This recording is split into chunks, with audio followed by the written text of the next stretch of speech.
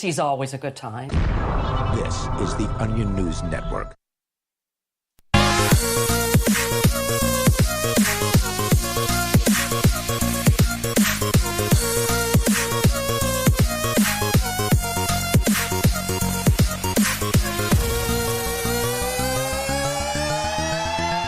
All right, welcome to the Call to Freedom here on LRN.FM. Broadcast, as always, from the Liberty Radio studio here in Keene, New Hampshire. I'm your host, as always, Aria Mezzo of the anarchistshemale.com, which may not actually even exist anymore. Uh-oh. Did you let it expire? No, I still own it, but I don't do anything with it. I haven't written anything there since mid-February. Uh-oh. Because, I mean, when do I have the time for that? So yeah, you don't have time for anything. So I just kind of let it sit there doing nothing, and I'm not really willing to continue paying Agorist hosting to just host my content online when I can do that on Dropbox or something like that.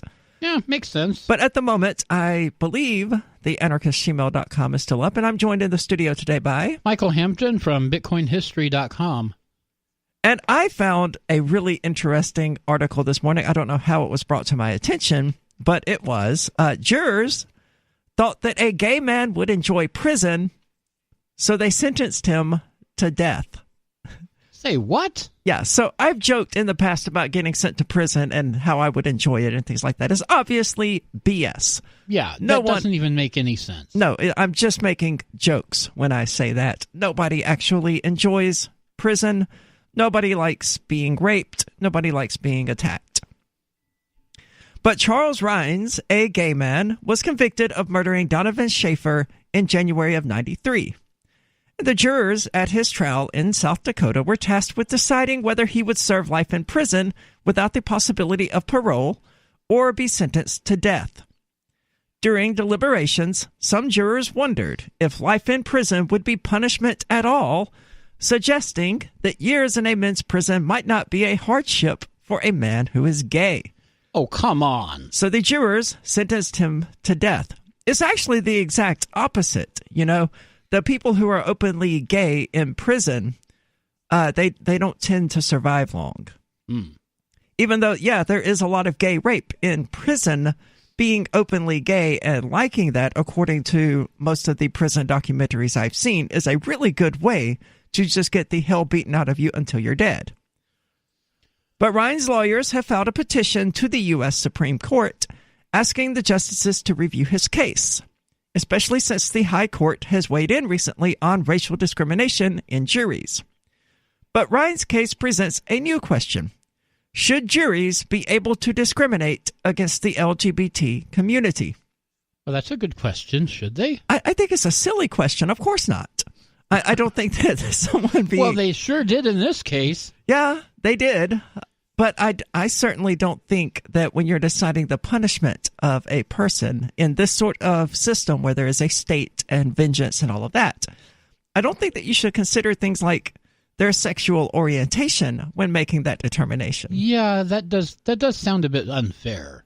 Just as the Constitution does not permit a person to be sentenced to die because of his race, it should not permit a person to be sentenced to die because of his sexual orientation. The NAACP Legal Defense and Educational Fund said in an amicus brief supporting Ryan's petition. How did the NAACP get mixed up in this? Well, it's possible that Charles Rhines is black, okay, but it's also possible that, you know, they're just speaking out against discrimination in all of its forms, which... Okay. I don't know. In one picture, he looks like he could, in fact, be black, but I'm going to go with he's white. I don't have a picture here because apparently my ad blocker has blocked it. So, well, I just brought it up. He does. I mean, in this picture in particular, he looks like he could be a black man. Okay. Yeah. But I mean, here he's pretty obviously white. Yeah, that's difficult to tell. It depends on the picture. So, but here's his mugshot, and he's definitely white. So, okay, yeah, so that's good fine. on the NAACP for speaking out against all forms of discrimination. In 1992, Rhines used a key to enter a donut shop that he'd previously been fired from in South Dakota to steal cash. The robbery turned deadly when he was interrupted by Schaefer, a former coworker. So Rhines stabbed Schaefer 3 times, killing him. Now, you got to know what you're doing to stab somebody only 3 times and kill them. Yeah, pretty much. Or you let them bleed out. Well, I mean, there are people who have been stabbed like 40, 50 times and who don't bleed out because it's, in their backs and things like that, not hitting vital organs. So, I mean, 3 times to kill somebody is really, it's not impressive. If you hit the heart, the lungs, something like that, then yeah, it's going to be fairly quick. Yeah. But, I mean, the average person doesn't know how to do that. I mean, especially when struggling with somebody in a fight. Good point. To have the ability to stab them only 3 times and kill them. But this is not a premeditated murder, so I don't know why the death penalty was ever on the table in the first place. This is what, second degree? You get 10 to 20 years and that's it, I mean, I know a person, the guy who murdered my mother, beat a friend of his to death with a hammer to steal $2,000 from her.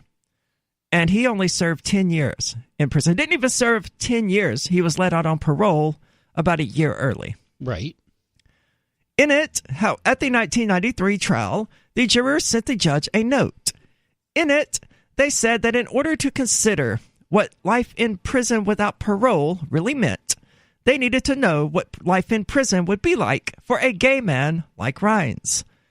They wondered if he would be able to create a group of followers or admirers, or brag about his crime to other inmates or young men, or if he'd have a cellmate and be allowed conjugal visits.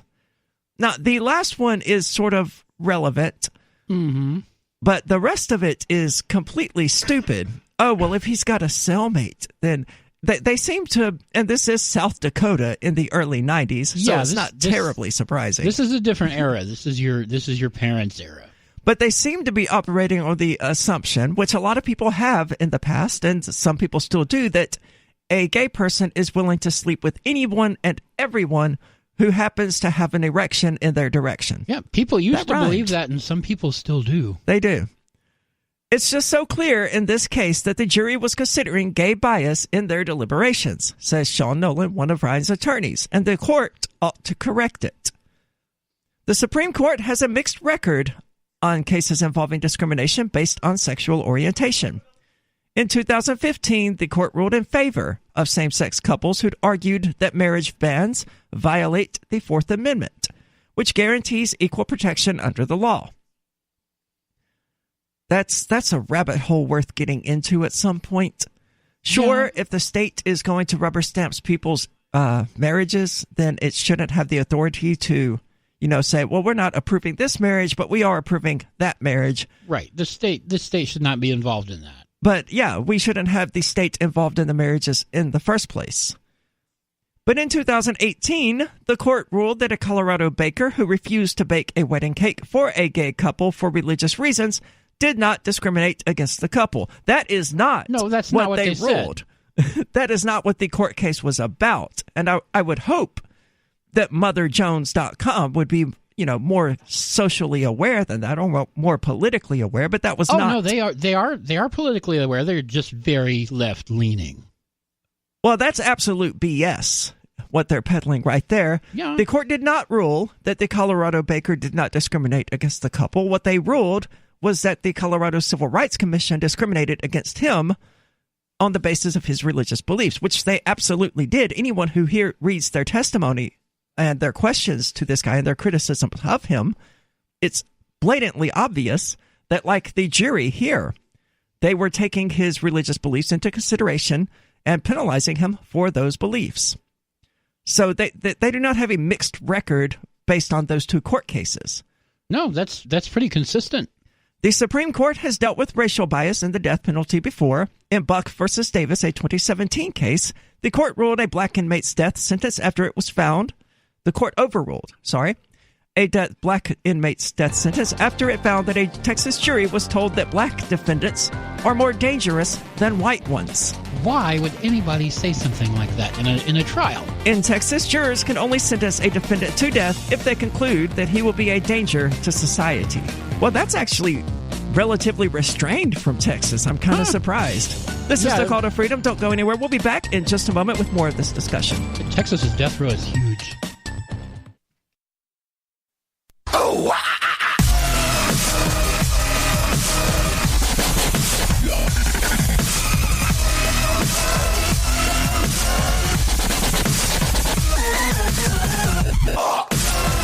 Welcome back. This is the Call to Freedom, and as always, you're invited to give us a call. That number is 603-283-6160. Again, that's 603-283-6160. Or you can use the Discord call-in lines, which you can find at discord.lrn.fm, and join in on the chat there, which is always going about something. Like right now, they appear to be talking about Coinbase and Bitcoin, which is actually not terribly off topic. It's not as bad as the saturated fats conversation they were having yesterday during the show. But so yeah, go check that out. That's discord.lrn.fm. And we've been talking about South Dakota, who in 1993 sentenced a man to death because he was gay, and they were worried that he might enjoy prison because of all the butt sex, presumably. That's not what butt sex in prison is about. No. A few weeks later, the court ruled in favor of Miguel Pina Rodriguez, a Latino man who was convicted of unlawful sexual conduct and harassment. He pleaded guilty, but 2 jurors later told his lawyers that another juror had made racist statements about his likely guilt. Most states have a no impeachment rule, which means jurors cannot testify about what was said or occurred during deliberations. When the case reached the U.S. Supreme Court, it ruled in the defendant's favor and established that racial discrimination is the only exception to the no impeachment rule. I imagine that they will be adding another exception here in the near future. They just might. But in March 2019, the Supreme Court declined to hear the case of Keith Tharp, a black man who had argued that a case against him was tainted by a white juror who wondered if black people even had souls. Wow, that is quite possibly the most racist thing I've heard this century. I can answer that question pretty definitively for him. No one has souls. Sorry to break it to you. White, Wow. black, Asian, ginger, it doesn't really matter. No one has a soul. After interviews with jurors in 2016 found evidence of gay bias, lawyers pursued that angle in Ryan's case, making it the first of its kind. One juror, Francis good God, I'm not even going to try it, described how an unidentified juror said, "If he's gay, we'd be sending him where he wants to go, because a men's prison would be a pleasant outcome." These people have no idea about prison. Well, it was 1993, so It's 2019, and these people still have no idea about prison. That's true. Another juror, Harry Keeney, said that since Rhines is gay, he shouldn't be able to spend his life with men in prison. A third juror, Bennett Blake, told an investigator that the defendant's sexuality was a frequent point of discussion. There was a lot of disgust. This is a farming community. There were lots of folks here who were like, ew, I can't believe that. Yeah, they were. Now, what we've since learned about these farming communities in Iowa and South Dakota and other rural communities like that is that they have this thing called bud sex. Yes, they do. Where they find a normal heterosexual seeming male and they just have gay sex with them without developing any emotional ties. Even though they develop emotional ties, they just don't openly state it. And they identify as straight. Yeah, and they're totally straight, although they suck each other's willies and have butt sex. But they're totally straight. Right. The Supreme Court is expected to decide if it will review Ryan's case this week. But South Dakota has argued that his claim doesn't deserve to be heard by the High Court. In the state's 2018 brief, South Dakota said discrimination against sexual orientation is not comparable to racism. No politician has ever proposed constructing a wall to keep homosexuals out of the country. Really? No civil war has ever been fought over sexual orientation. And good thing it hasn't, but this guy has obviously never heard of Stonewall. I have barely heard of Stonewall. The Stonewall riots in New York? Oh, no, my. I don't know anything about it. I've heard of it, but that's it. I know it was something in LGBT history that happened. It happened. It did happen. It was kind of a turning point. Cool. Well, we'll have to get into that because, like I said, I don't know anything about it. But Ryan's legal team is not buying it. They're trying to say this isn't discrimination, that gay bias isn't as embedded in our system. That just seems kind of ridiculous. Yeah, it is so embedded, and it's part of the institutional... Is it? Bigotry. I don't know about that. I know a lot of cops do disproportionately target LGBT people. Perhaps well, they're not as easily identified as people of color. Right. Well, to some extent they are. I mean, you can look for the rainbow flag, but...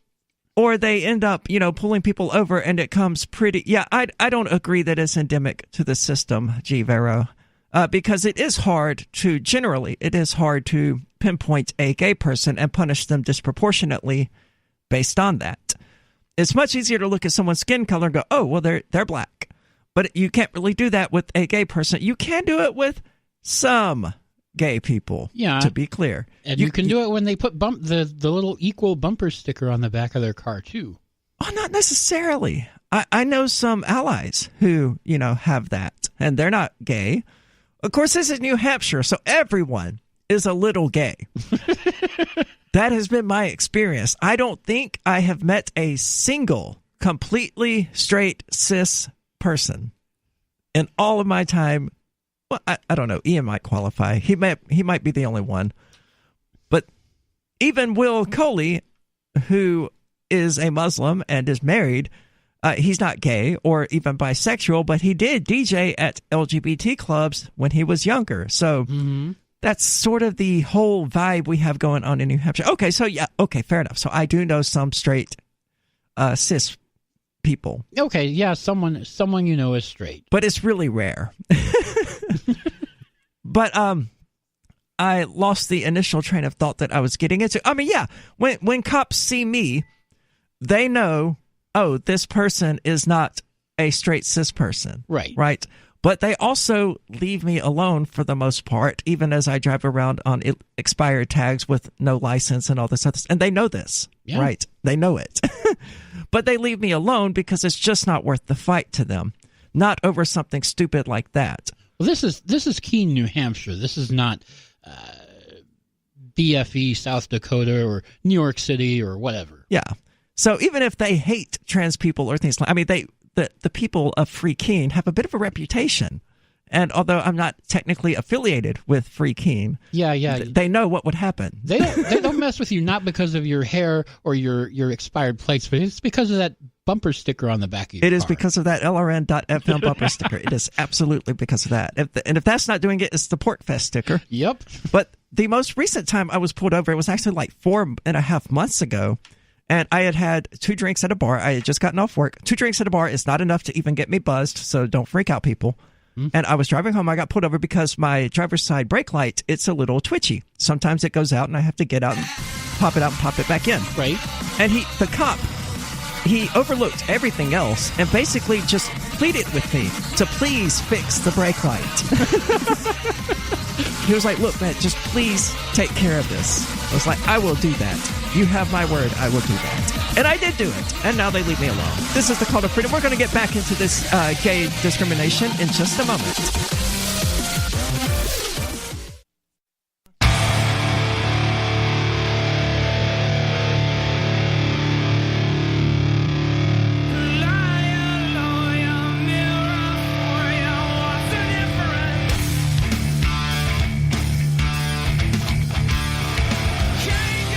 Welcome back. This is the Call to Freedom and the Rational Review News Digest, located at rationalreview.com. It's the Freedom Movement's daily news digest, aggregating stories from all over the internet that are of interest to libertarians and liberty-minded people. They include podcasts, videos, blogs, and news articles, and are now a source for people to receive the Call to Freedom's podcasts. So be sure to check them out. Again, that's rationalreview.com. Synergistic Shift on DLive. That's dlive.lrn.fm, has said hello. Hello, Synergistic Shift. I am doing great. Thanks for asking. We've actually been discussing this court case out of 1993 in South Dakota, which is probably about as bad as Mississippi when it comes to its social conservatism. Yeah, pretty much. And aren't they primarily Mormons in South Dakota? Well, this was that's Utah. This is Rapid City, South Dakota, which is in the western part of the state near the Black Hills, Mount Rushmore, and all that. So that means like nothing to me. What's the? Does that mean they're Mormons? No, it does not mean they're Mormons. Okay. It does mean they're extremely conservative. Okay, cool. Thank you. So, and that, of course, led us briefly to a discussion about Stonewall, which I know nothing about. And I almost immediately started getting messages telling me what a terrible queer person I am for not knowing about LGBT history. And, of course, I'm not queer. I am trans. They are not the same thing. They're not even remotely the same thing. And that's why the LGBTQ acronym has both a T and a Q. Because they are not. And a whole bunch of other letters. Well, yeah, LGBTQIA plus, I think. Yeah, there's a plus in there. So, and the P stands for poly. It does not stand for pedophilia like conservatives pretend it does. It may one day, but I prefer the acronym GSM anyway. It's gender and sexual minorities. Okay, fair enough. Much simpler. I actually prefer one that I came up with called EBSP, everyone but straight people, because I think that's what the LGBT community actually means, because you're not allowed to be straight in their acronym. There will never be an S in this LGBTQ alphabet soup. The most that they will go in that direction is one of the A's, standing for ally. So if you're straight, you're either homophobic or you're an ally. That's the perception of the LGBTQ community. Your orientation, if you're not part of them, your orientation is thereby defined by your relationship to the LGBT community rather than by your actual sexual orientation. And that's why I think they should switch to EBSP, because it's ultimately what they mean. But Stonewall is pretty much about what I expected when I looked it up on the internet, because this is the internet and we have access to pretty much the sum of human knowledge at our fingertips. So I looked into Stonewall and it was about what I expected. Gay bars being raided by cops, and finally the gay community going, this is stupid. We're not tolerating this anymore. And we've had enough. Being a turning point for gay rights. And that's the date Stonewall happened is there's a gay pride parade every year all over the country. It is on the anniversary of Stonewall. Is it? Yes. Every year? Every year. Interesting. Or at least on the same week. I don't understand gay pride. To me, it seems nihilistic. It seems more of that. This is my participation trophy for life. I've never actually achieved anything, but I have these arbitrary characteristics. Yeah, it might be today. I mean, I haven't been to a gay pride parade in 15 years or more. But I have never in my life gone to a gay pride parade. But back then it was more about... They are June the 28th, it looks like. Yeah. Back then it was more like, we're here, we're queer, get used to it. Fair enough. It was about literally getting in everyone's face and saying, we're here, we're not going away. You either accept us or get over yourselves. Yeah. That was a fight worth taking up, especially in the 90s when all of this stuff was actually happening, and the early 2000s when there was DOMA and George W. Bush and all of that. But now, in 2019, and I'm not making it's 2019 argument, but it is 2019, and we have made a considerable amount of progress in the last 16 years. So there's going to be a 50th anniversary of Stonewall Gay Pride Parade in New York City, and it will be humongous. Oh, my God, yeah. This will be the 50th year anniversary, according to this state. Yeah, I'm not going to that.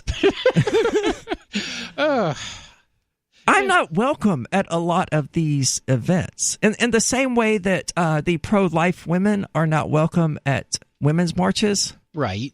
Because I'm not a Democrat. You're not a leftist. Yeah, I'm a heretic to these people. And although they don't hate me quite as much as they hate people like Chris Cantwell, they do hate me considerably. Oh, they still reserve a lot of hate for you. They do. One of the more successful things I did when I first started doing YouTube was a criticism of the liberal redneck, who was accusing this woman of being racist because she happened to be homophobic. It was that woman who ran through Target with the Bible with her kids talking about how gay people were sinful or whatever. I don't remember exactly what she said. Oh, I kind of vaguely remember something about that. But he did a video, and during it, he straight up said she was racist. And his reasoning for this was because she was white. And I, of course, took issue with this because that is racism. It's like, oh, she's white, so she must be racist. Or she's white, so she must be stupid. Or she's white, so she must be immoral or whatever. Yeah. It's racism. And coming from a white person, it's exactly that sort of self-hating white guilt crap that, the conservatives criticize. I know. Well, here's some news for you. White is a color. It is a color. I mean, we're not even white. We're tan. But that minutiae aside. I mean, it's faded since last summer, but, So I made this video criticizing him. Back then, what I would do was I would record their video. I would download their videos. I would begin to play it, and then I would interject myself, watching it, responding to it, and things like that. And so I made this video criticizing him and calling him out for his horrible behavior and his horrible beliefs and practices. And I was flooded by his supporters, these liberals who literally told me, and I have screenshots of these comments because this is the only video I've ever taken down, and it was because I was getting hundreds of these comments a day. They came to my channel to tell me to shut up because he was speaking for me, and it was wrong of me to criticize him while he was speaking for me. Oh, no. Complete and total inability to recognize that I was speaking for me. No, nobody speaks for me. I speak for me. No, if I say A and this person says, oh, no, I'm speaking for you and you mean B, and I say, no, I mean A, I'm the one who's right because I'm the one who gets to speak for me, but they didn't get it. And after defending myself against these people for about 4 days, I was like, this is not worth it. I am taking this video down.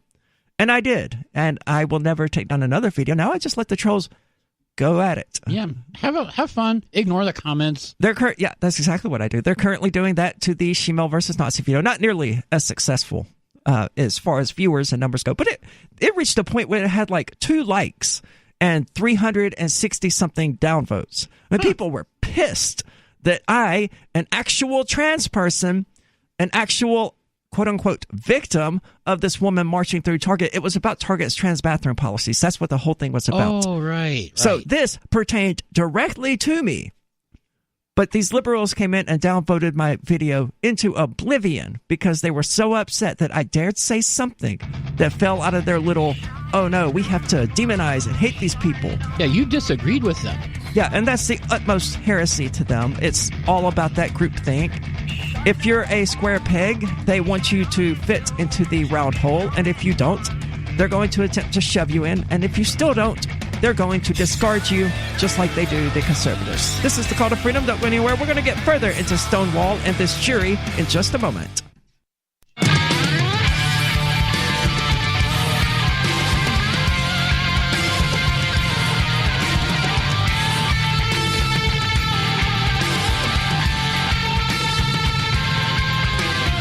Welcome back. This is the Call to Freedom. And if you've ever wanted to have sex with prostitutes and then arrest them, or bust people for drugs and then sell the drugs on the side for a nice little bonus, then you should try the Thin Blue Line game, which can be found at thinbluelinegame.com. It's the only card game in the world that allows you to shoot someone over a broken taillight and then escape accountability with the magical phrase, I feared for my life. Typical cop stuff. Get it now at thinbluelinegame.com. Assault and battery is not included. But for a limited time, you can order your copies and use the coupon code CTF to have all shipping costs waived. So go get it. That's thinbluelinegame.com. And we've been talking about this jury in South Dakota who in 1993 decided that because this gay dude might like getting pounded in the butt in prison, they should sentence him to death. They obviously had no clue that anyone who gets the death sentence ends up in prison for 20 years before they actually get around to it. Now, Kicks for Guns has pointed out on Twitch in relation to the Thin Blue Line game that it sounds like Grand Theft Auto 5, but you're the cops. Yeah, pretty much. That should be the next phase of the Thin Blue Line game products, is a video game of Grand Theft Auto style, where you instead play as the cops, doing exactly the same things, but you have a badge. That would be a lot of fun. Somebody could probably make that relatively easily. But yeah, so these jurors are super confused, or they were super confused. And being South Dakota, it's probably likely that they're still fairly far behind on what human beings actually like. And they're probably not aware that being violently beaten and raped is not among that list for most people. Yeah, most people do not enjoy that. But this was the 90s in rural South Dakota. So I'm not terribly surprised that they, had been fed this propaganda and believed it, that, gay men were willing to have sex with anyone who happened to have an interest in them. I mean, this was also right around the HIV epidemic among the LGBT community, which was part of that sort of propaganda technique against LGBT people. Everyone saw AIDS as a gay disease. Yeah. It's unclear what is likely to happen if the Supreme Court actually hears the case. The court recently ruled in favor of defendants with claims of jury discrimination, but when the court made its rulings in Black Buck versus Davis and Rodriguez versus Colorado, Anthony Kennedy, a moderate conservative, often served as the swing vote on death penalty issues, voting usually with more liberal justices in both cases. Since the death of Scalia, Kennedy's retirement, and Trump's appointment of 2 conservative justices, the court's rulings on the death penalty have been mixed. Yeah, I don't really want to think about what Brett Kavanaugh's position on this would be. That's a really good point.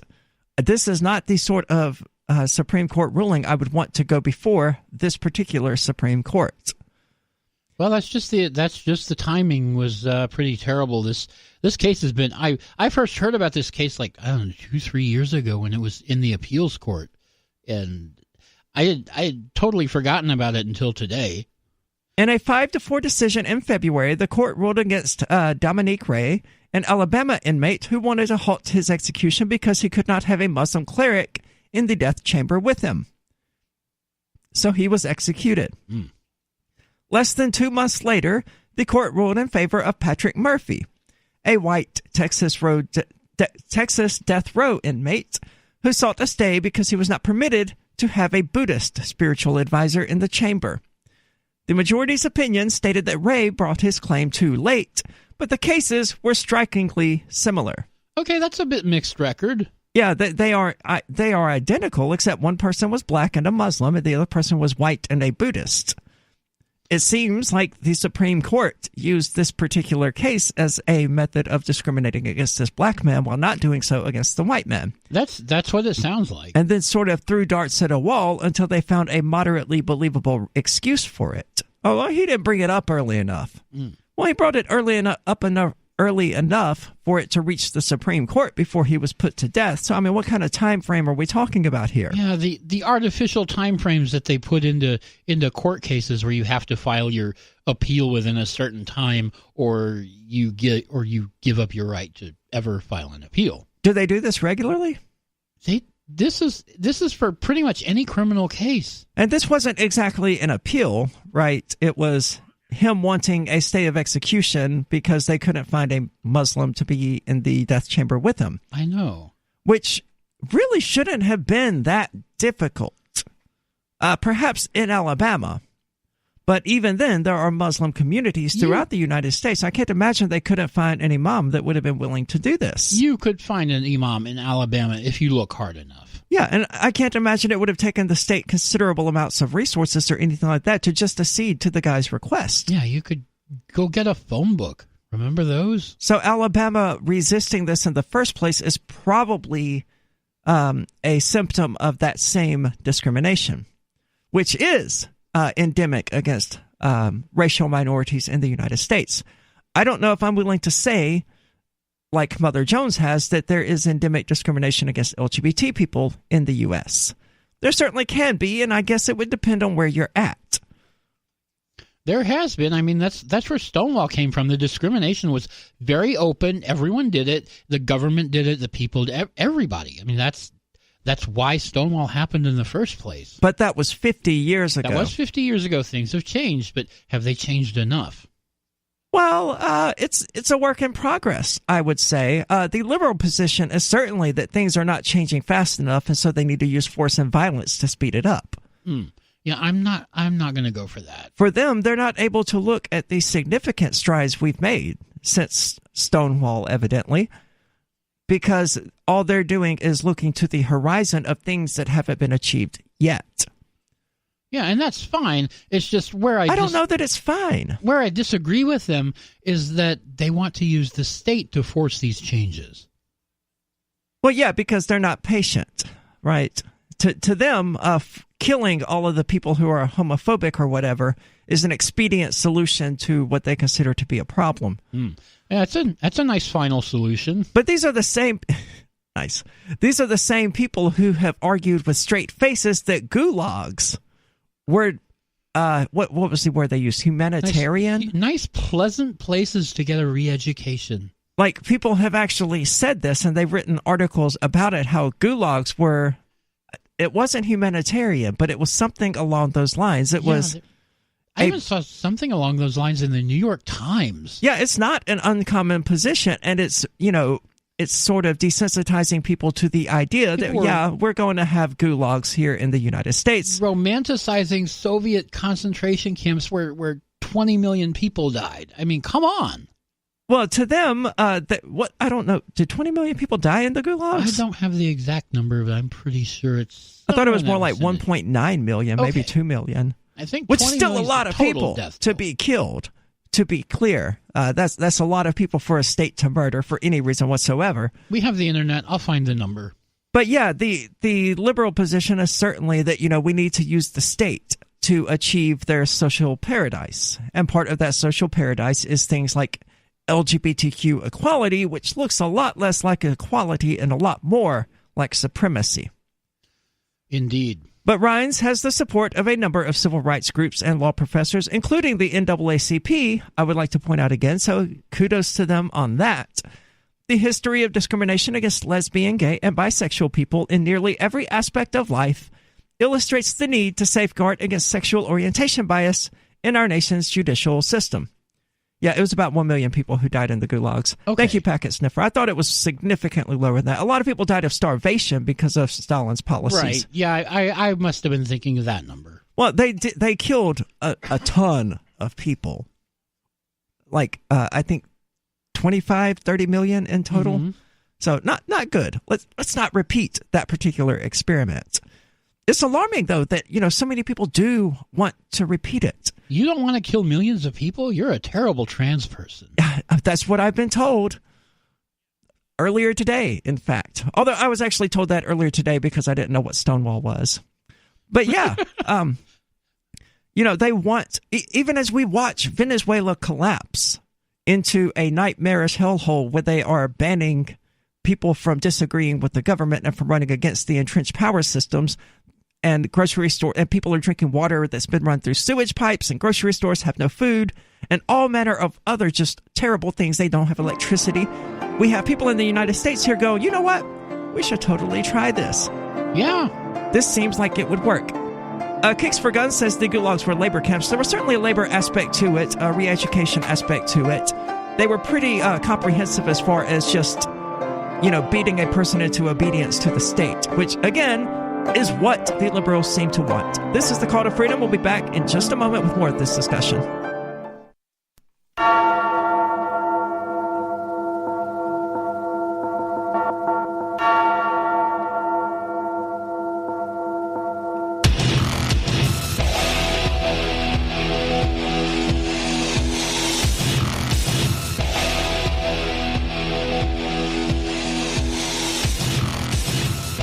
Welcome back. This is the Call to Freedom. I'm your host, as always, Aria Mezzo of theanarchistgmail.com, and I'm joined in the studio today by Michael Hampton from BitcoinHistory.com. And sorry to interrupt the stream there. It should have immediately come back online, though. we actually have discovered that we have seemingly been permanently age restricted on DLive. Oh, permanently? Yeah. Well, it keeps turning itself back on. Well, according to the little tooltip that pops up, all political and news content should be flagged as X, which means age restricted, apparently. Political and news content is age restricted? What? Yeah, so apparently some DLive administrator became aware of the channel and has just sort of permanently turned it on. That would be my guess. Of course, that's dlive.lrn.fm. We would prefer you to go check that out. I am not doing very well on DLive. Neither of the Smite streams that I've done so far have gotten a single live viewer. Versus Twitch, where I always get at least 5. Yeah, well, you're doing it in the middle of the night, right? No, the middle of the afternoon right now, actually. Oh, okay. Usually between about 2 and 2:50. Okay. But that's going to change. It's ordinarily in the middle of the night, yeah. But I don't know. I'm thinking about leaving Twitch permanently, but not if that keeps up. If you don't have any viewers, what's the point? Yeah, I'm going to give Apex Legends a shot because it's free to play. It's through Origin, but I've already got that horrible software installed onto my computer in the first place because I needed it for Dragon Age Inquisition. So it's not going to be the end of the world. It's already installed. I just don't have the desire to really play it. It's really something that I'm just going to be playing because it's popular for people to watch. Ah, okay. So, I mean, I'm just going to use it as a tool to build the gaming following, presumably. There's so many other games I would rather play. Will they get you viewers, though? Yeah, that's exactly it. The Zelda does occasionally, but there's only so many times you can beat Zelda without a sword before even the person doing it is just totally disinterested. And that is the case now. I mean, I have mastered the game. You know, once you beat the original Zelda with the sword, there's no reason to ever return to it except because you like the game. And I don't like it enough to return to it. I can 100% the game in about 55 minutes. I don't have any desire to play it again. And if I do, it's not going to take long to do. So, got to find better games. And Apex Legends appears to be at the top of that. Of course, there's also Fortnite. I cannot sell my soul to that extent. Doesn't everyone just attempt to play that? I will not, ever. I don't care if it would guarantee me 1 million viewers. I'm not doing it. Well, I don't know. 1 million viewers. I might do it for Why 1 million not? viewers. Why? What's wrong with Fortnite? Everyone has a price. I really can't say what's wrong with Fortnite, never having played it. I just am sort of an iconoclast and hate things that are really popular like that. Oh, okay. I may play Fortnite 5 years from now when there's like 6 people left playing it, but probably not before then. Like Minecraft, I didn't play that until like 2013 because nobody would shut up about it. I was playing World of Warcraft at the time, which was equally popular, but I got into that before it was popular. Not to be a hipster, but I did. And even during World of Warcraft chats, people are like, well, what are you doing when you're not raiding or doing arenas or whatever? So I'm playing Minecraft. Will you people shut up about it? Yeah. And of course, there was Super Meat Boy and other games. A lot of these turned out to be, really good games. And I kind of hate that I put off playing them so long, but I'm doing it again with Fortnite. There you go. It might be a really great game. I don't know, and I really don't care. Maybe you should try. Maybe you should just give up and try it. Don't worry about it being popular. I don't and I don't know why I can't do that. I should be able to do that. It really doesn't matter what other people are saying about this. The question is whether or not I am going to enjoy it. Right. But I don't do that for some reason. I don't know why, but I don't. It's stupid, sure, but that's just me. I'm stupid sometimes. If you listen to the show, you probably know that. So yeah, I'm considering Apex Legends. Well, not considering it. I'm at that point where it's installed now. I would so much rather play Smite. I've never played Defense of the Ancients or any of the other MOBAs. I did play Magic of Wizard Wars, but it was never popular. And I only played it because I was reviewing it for Cube 3. So they gave us each, there were 4 of us reviewers because it's a 4-player co-op thing. They gave us all about $250 worth of free stuff because it's a free to play game, but it's heavily pay to win. Yeah. So they gave us not only every bit of equipment in the game, and I still have all of this, by the way, but nobody plays the game, so it's not doing me any good. But so they gave us all the equipment, everything unlocked, all the characters unlocked, and then on top of that, like 2 billion of their virtual currency, which by itself was worth another $400 or $500. Right. All to review this game. And I started playing. I was like, man, we are just steamrolling people. What is going on? Are we just really, really good at this? So I created a new account without any of this stuff and got stomped into the ground. Really embarrassing. Like 2 kills, 19 deaths kind of stuff. Oh, yeah. Because it's that heavily pay to win. Smite doesn't have that problem. You really just unlock skins in Smite. Everything else, well, you can unlock everything just by playing the game, but it's going to take you years to do. And I don't have that kind of time on my hands. I don't need to unlock new skins for character Y or character Z. So, and that's my issue with Fortnite, is that so many of these free-to-play games are, in fact, pay-to-win, or fee-to-pay, as Jim Sterling likes to call them. Mm-hmm. I don't want to invest any amount of money into a free game. And I know that's kind of an FU to the developers and things like that, but the reason I don't do that is because they primarily tend to require them in order to succeed at the game. And I think if they're going to do that, they should just charge for the game. Yeah, just charge for the game. Why are you putting people through all this pain? Yeah, well, yeah, exactly. And it is pain. It's psychological in a lot of ways. It uses gambling tactics and things like that with loot boxes. And, you can spend 200 of this premium currency to get a chance at unlocking this new character or this new gun or this new type of ammo or whatever. And you end up essentially playing a slot machine, trying to get that reward. And people pour unreal amounts of money into this because they can't just go to a store front and buy what they want. Right. That's why loot boxes exist, and that's why they're the devil, or created by the devil, free, along with the free-to-play scheme. And God, gaming is such a mess. And season passes and pre-ordering and all of this other mess. It's like, look, I tell you what, you sell me a completed, finished game, and I will buy it. If you can't do that, I'm not giving you any money. So anyway, not sure how we got off on... Oh, yeah, DLive is how we got off on all of that. So that's dlive.lrn.fm. We invite you to go check it out. Already, the LRN.FM channel is close to that 200 follower mark. It's at like 175, something like that. That's pretty quick. This is what, our second day on it? Third day? Third day. This would be our third day on DLive. Yeah, it's seemingly doing pretty well. More people are tuning in. More people are following. So we just have to keep producing interesting content. And I doubt that this 10-minute conversation about random video games that I intend to play really qualified. But hey. I don't know. What'd they say in the chat about it? They're not saying anything in the chat about it. The chat's been kind of quiet other than Packet Sniffer. They really seem fascinated by the LGBTQ stuff. Oddly enough, I don't like talking about it, but the news was there, so I had to.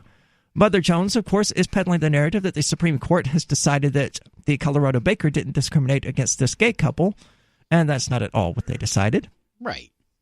But moving on, the WikiLeaks and Julian Assange arrest is still in the news because President Donald Trump has changed his tune on WikiLeaks. Again?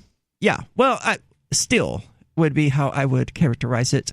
Because although he loved WikiLeaks during his campaign when they were releasing dirt on Hillary, he doesn't seem to be that much of a fan of them now that he's the entrenched power system. When have you ever known a politician to tell the truth during the campaign? Well, never. But I knew Julian Assange to tell the truth. In fact, nothing he's ever released has been shown to be false. That's true. As far as we know, everything he's ever said about any government has been true. So we're going to get into this in just a moment, so don't go anywhere.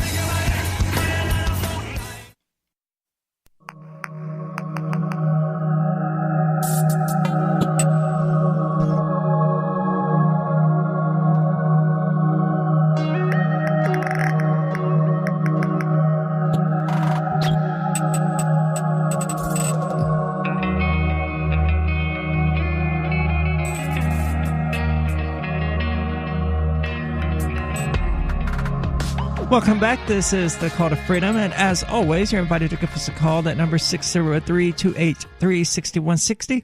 Again, that's 603-283-6160, or you can use the Discord call-in lines, which you can find at discord.lrn.fm. You can also join in the chat there, where they're having a conversation primarily about Howard Stern, but it has striking relevance to PewDiePie leaving YouTube in preference of DLive. And I was under the impression that this didn't work out very well for Stern, but I've since been corrected on that. Yeah, apparently Stern made a lot of money. It doesn't seem to have worked out well for satellite radio, though. I don't know anyone who still bothers, because you can instead just load up podcasts on the go now. Yeah. Which wasn't really the case then.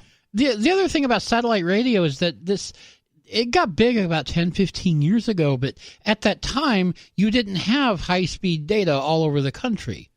You didn't even have low-speed data all over the country. Yeah, that's what I was getting at. I mean, you couldn't just load up a podcast on your iPhone 15 years ago. Right. I don't even think the iPhone was invented then. There was no iPhone 15 years ago. But now you certainly can. Now you can control your own content, and if none of that's doing it for you, you can install Spotify or, God forbid, iTunes or something else. You can just stream everything terrestrially. You don't have to go to a satellite. No, so the whole thing made satellite radio pretty obsolete, I would say. But hey, it's worked out well for Stern, so good on him. Streaming on video is certainly not going to go anywhere anytime soon, as far as I'm aware. Yeah, that's where everyone's going to. Yeah, it's replacing the Netflixes, which replaced the CBS, which got replaced by DirecTV and Comcast and all of that. I don't know anyone who has cable. Cable television? Yeah. No. Haven't had that in a long time. I do use YouTube TV. That's provided to me by a boyfriend, though, so I don't have to pay for it. They're raising their rates because they're adding a few new channels that nobody cares about. Yeah, it's really just them wanting to increase their rates, and so they're grabbing these random channels like HGTV and crap like that in order to justify it to people. Yeah, I don't watch TV, but when I do, it's like either the Pirate Bay or Kodi or whatever. Yeah, so they're jumping up to $50 a month for this service, for this television streaming service, wherein you still have to watch commercials. Yeah. You can fast forward to them in the same way that you can fast forward through them with your DVR at home. Okay, that's just... But they are still there. But you still have to pay for this. Yes, because what it's effectively doing is it's recording live broadcasts for you. It's basically functioning as an off-site DVR for you. Okay. So you tell it what to record, and it records the stream from TBS or whatever, if you want to watch American Dad or Family Guy, whatever. All right. And that will have the commercials in it. Now, just like with DVR, you can fast forward through the commercials, skip them, and all of that. And you can even watch live television. But it's not worth $50 a month, I would say. Yeah, it really doesn't sound like it is. No. But so other news, before we get into WikiLeaks, there is something else coming out. The International Criminal Court has abandoned a possible Afghanistan war crimes investigation today, saying that the United States and others in the conflict would not cooperate. You think?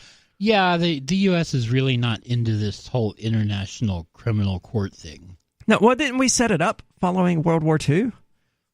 I don't think the U.S. was involved in setting that up. I thought it was the ICC that tried the Nazis. Yeah, the thing is the U.S. really doesn't want to be bound by those sorts of courts. No, you can't bind a victor to those courts.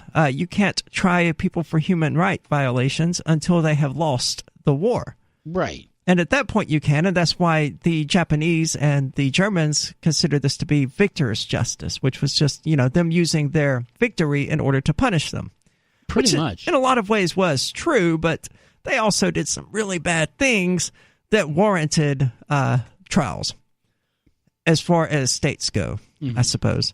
But the court's chief prosecutor had long sought permission to open a formal inquiry into civilian killings, torture, and other abuses in the Afghanistan war, including possible crimes by American forces. But a panel of the court's judges decided that the difficulties in obtaining evidence and witness testimony outweighed the benefits of a prosecution with a low prospect of any convictions. Which is shocking. And I know Abu Ghraib and things like that didn't happen in Afghanistan. That was Iraq. That was Iraq. But we probably committed more war crimes in Iraq than we did in Afghanistan, but I'm not stupid enough to think that we didn't commit any in Afghanistan. Yeah, something happened there. And of course, the video that promoted WikiLeaks that catapulted them into the international spotlight was taken in Iraq, not Afghanistan. But the decision was welcomed by the Trump administration, of course it was, who has now gotten their claws into Julian Assange and appears to be just giddy about it with certain, I don't remember who it was, I think it was a senator or a representative saying, we got him. We got him, yeah, that's... Not good. Not good at all. Can't we just drone this guy? Well, Mike Pompeo said Washington would deny visas to the court staff and judges involved in prosecuting or ruling on war crimes involving Americans.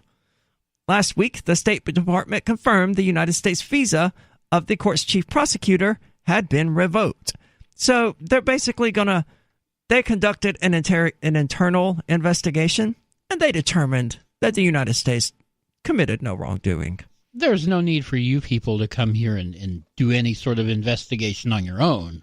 But the decision by the judges, which took 18 months to reach, troubled lawyers and stunned human rights activists, who said the court had capitulated to what they called Trump administration intimidation and pressure, which had weakened the court's credibility. With its decision today, the International Court sends a dangerous message. Bullying wins, and that the powerful won't be held to account. This is part of the entire state apparatus. In fact, how is this International Criminal Court supposed to hold a state to account if the state doesn't cooperate?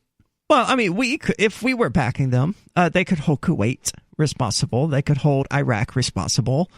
They could hold all sorts of other countries responsible. The problem is that, the United States worldwide is the biggest gun. If we don't want to cooperate, if we don't want to bow to their authority, then we really don't have to because they can't make us. And I think therein lies the problem, because it's always with the states a question of who has the bigger gun. And then you end up with situations like this where the people with the biggest gun are like, no, we don't want to do this. We don't want to cooperate. So it's how the whole system works. Without U.S. backing, the International Criminal Court itself is pretty weak, sort of like the United Nations. Without the United States being willing to send its troops to die in foreign lands for stupid reasons, the United Nations would have no military to speak of. But this is the Call to Freedom. We're going to talk more about the ICC, so don't go anywhere. We'll be back in just a moment.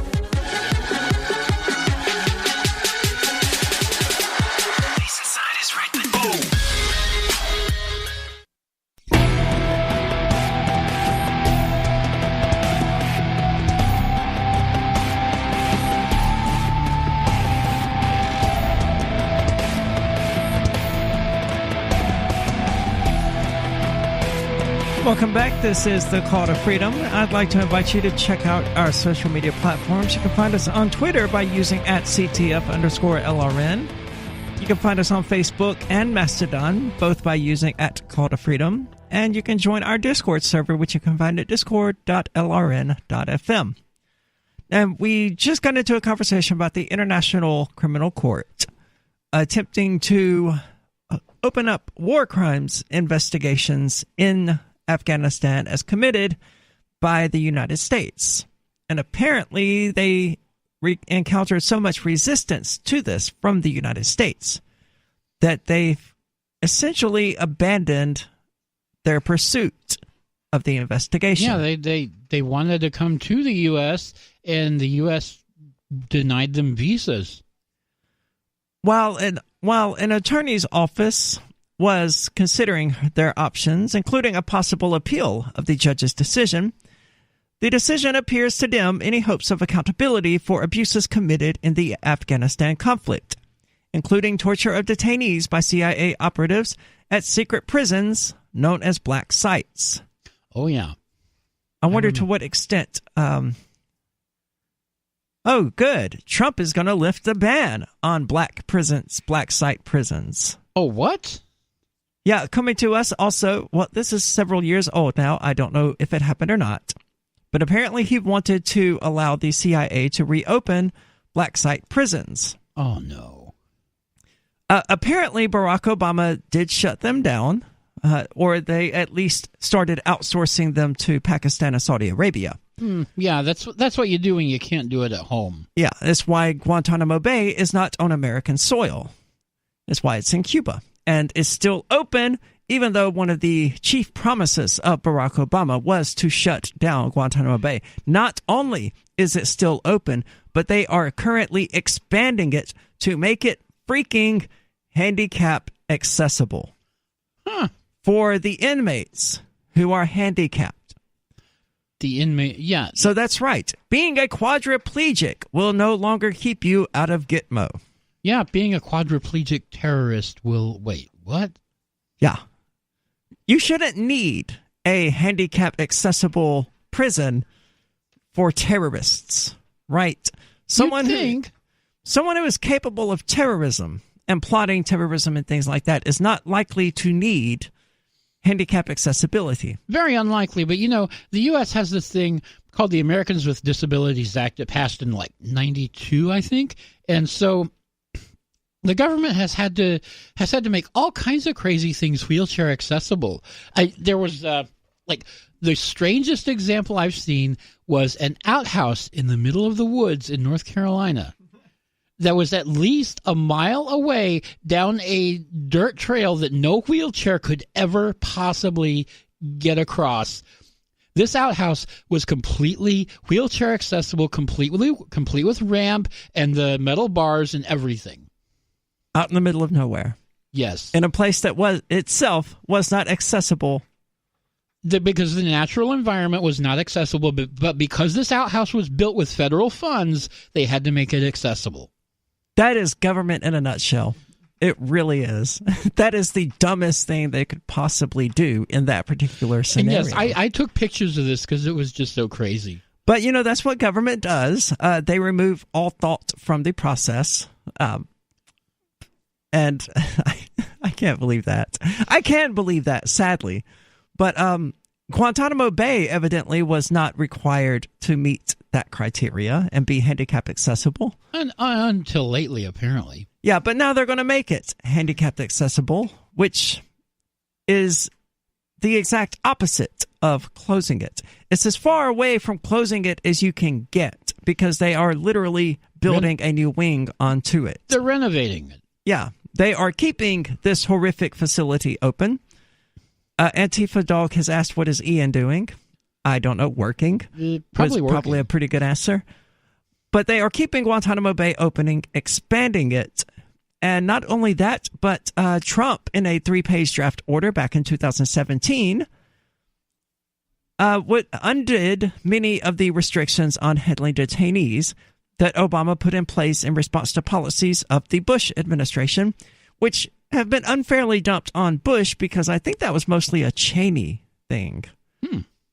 I think Cheney was the real violent sociopath in that particular relationship. Yeah, he did strike me that way. Yeah. Bush was certainly no angel, but I think through most of the presidency, he was mostly just Cheney's puppet. And I say that based on absolutely nothing, except that George W. Bush doesn't seem like he's that freaking psychotic, and Cheney does. Yeah, well, he's not really. Who? Bush. No, and he does a lot. He's really underrated about what he's doing in response to the AIDS epidemic, the HIV epidemic in Africa.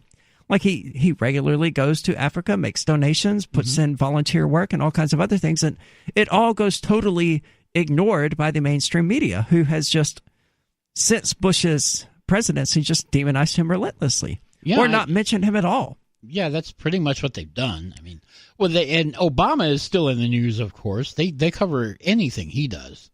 Do they? Yeah. I don't pay attention to that particular aspect of the news. But so apparently the CIA black sites are open again, and people are probably being tortured at them again because Trump is pretty brazen in his tolerance for torture. He named the head of CIA as someone who had actively overseen a torture program at one of these black sites, if I remember correctly. And in so doing, she produced a video that was so horrific that the actual torturers could not watch it without vomiting and all kinds of other things like that. That's pretty horrible. Yeah, I don't remember the details now. We covered it here on the Call to Freedom. But you're really doing something psychotic if you can make a video of torture that is just so extensively immoral that you make other torturers go, this crosses a line. That's way across the line. If you work at one of these reopened black sites, take your phone in, take pictures, take video, send it to WikiLeaks. If you work at one of these black sites, kill yourself. That is the only way you can redeem your soul, is to kill yourself. Because you're an immoral, wretched human being who has absolutely nothing to contribute to anybody else's existence. Oh, wow. That's what I'm going to go with. Don't take... Okay, sure. Take video, take your phone in. Send it to WikiLeaks, and then quit. No. I'm going to go further than that. Take your phone in, record video, send it to WikiLeaks, then kill yourself. And maybe then you will find some sort of peace for your soul. I don't even believe in souls. Wait, didn't you just tell us nobody has souls? Yeah, they don't have souls. Clearly, they don't have souls, right? I think it goes without saying. Well, they don't have consciences. Right. Well, clearly, they don't. They're psychopaths. You got to be kind of a psychopath to want to participate in such a program in the first place, sort of to just, enter the CIA because you think you're doing good things for America or whatever kind of nonsense they believe when they enlist in such an organization. A lot of people who go into those things, that's what they think. They think they're going to be doing something good. And then they go on to say, oh, yeah, we want to send you to this black site, this secret prison in Afghanistan where you're going to torture people. You would think at that point they would go, wait a minute, I don't see much national security interest in voluntarily inflicting pain upon another human being just for the purpose of inflicting pain upon them. Oh. No, it's about interrogation. Well, you should probably quit then. It's an enhanced interrogation technique. Torture doesn't work, though. And it has never worked. And there's way too much evidence abounding that torture doesn't work as a means to collect information. It's not interrogation. But that's not what I saw in 24. It worked there. Yeah, I'm sure it did. But Hollywood is not the real world. I wish more people got that because there's another aspect, and I don't remember exactly now off the top of my head, but there's another thing where people just get really, really confused about the differences between Hollywood and the real world. Oh, it's actually me being trans. Because when I lived in Mississippi, I had so many people telling me, oh, well, just come out as trans to your friends and family and your coworkers and all of that, and if they don't accept you, they just don't accept you. Excuse me. I live in the real world here where I need to keep a job. I know you think from Hollywood movies that it will all end well, but it won't. This is the Call to Freedom.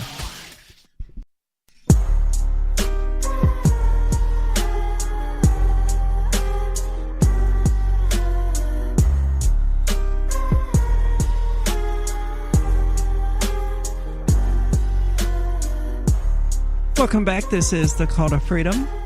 As always, you're invited to give us a call at 603-283-6160. But I'd like to take a moment to suggest that you listen to our podcast, which you can find at Podbean, calltofreedomlive.podbean.com.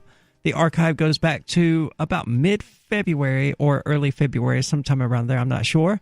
You can also listen to them on Spotify and Google Play Music, and one of these days iTunes, but I'm just really not motivated to put us on iTunes because I hate Apple so much. Well, here's the motivation. Once you put us on iTunes, you can get their software off your computer.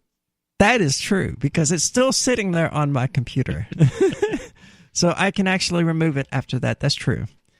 I actually did have iTunes up and was going to go through with the process, but I saw a shiny thing and got distracted. That's how it works. The shiny thing being the Smite icon there on my computer's desktop. So that didn't get done. And that was, I think, Monday or Tuesday. And then there was Aria Uncensored and Free Talk Live and Call to Freedom. And so, yeah, it didn't happen. It was supposed to happen. To be fair, I did say that I was going to do it. And I did say that I was going to already have it done. Neither of those things turned out to be true. And I apologize to anybody out there waiting on us to get onto iTunes. I know there is at least one person, and that's kind of screwed up of me, to not I'm sure there's more than one, but I know of at least one because he's brought the matter up with me. Yeah. So sorry about that, Joshua. Not going to say your last name. Had to stop myself. I will take care of it. I promise. I don't know when. Eventually. But it will get done. But we are on Spotify. It dropped in the rankings significantly on Podbean.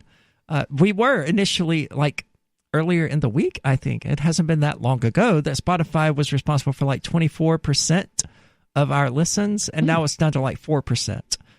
Okay, that's odd. But we're also at like 3 times higher daily listens than we were at this point 2 months ago.